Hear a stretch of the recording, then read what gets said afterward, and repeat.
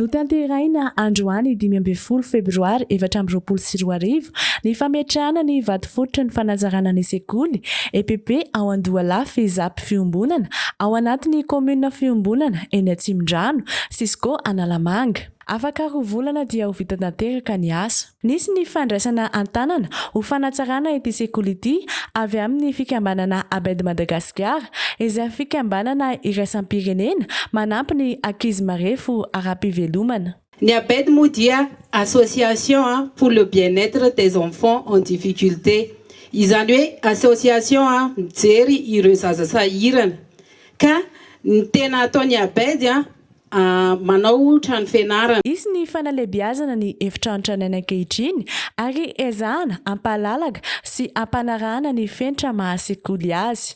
Ny fahatsapany ABED Madagascar fa tsy ampy ny efitrano fianarana eto Andohala no anton'izao asa sosialy izao ary ny EPP ihany aloha no ataon'izy ireo amin'izao fotoana izao. École anankiray io zany ny salon aminazy efa efatra dia nefa tery le izy dia zana ho atao anankitelo zany le salle dia misy efitra anankiray zany amboarina dia mba hampalaladalaka kokoa an'ilay efitra dia zana asiana aération varavarankely zany ampitomboana dia ny tableau atsaraina tanteraka. Zava-dehibe indrindra ny tatsofoka ho an'ny fanabeazana toy izao araka ny fanazavana no entin'ireo manam-pahefana tonga nanotrona ity fotoana ity. Ito ihany koa ny tenako dia mbola manantitra sy manamafy fa tsy hahita firenena androso zany tsika raha tsy mitojo amin'izay lafiny fampianarana zay